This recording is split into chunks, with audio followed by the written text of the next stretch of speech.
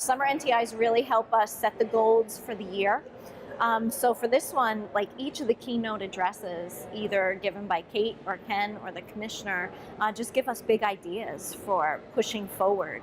The theme this week of the nuts and bolts and how we have to not scoop in and rescue kids. That's exactly where we are with the Common Core implementation. We get the big picture, and now we're really trying to make it happen.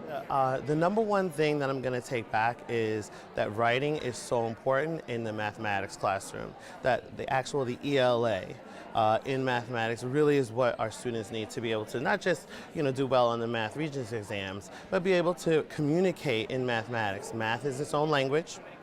And so we really have to help students do the communicative part. I studied the Common Core since it first came out. I looked at the progressions from K through 12. It's a wonderful progression. It's actually very good and very carefully laid out. Our Common Core modules are very, very interesting, but difficult.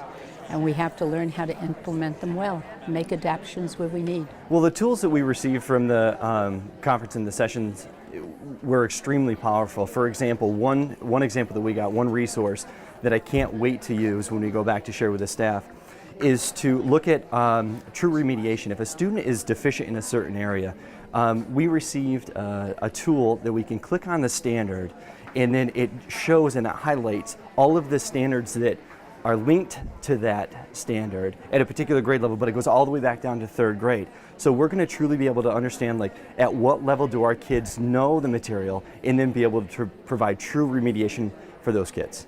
I think the biggest excitement for me that I'm taking home from NTI this week is the number of professional development opportunities that I will be able to turnkey in the district in which I work.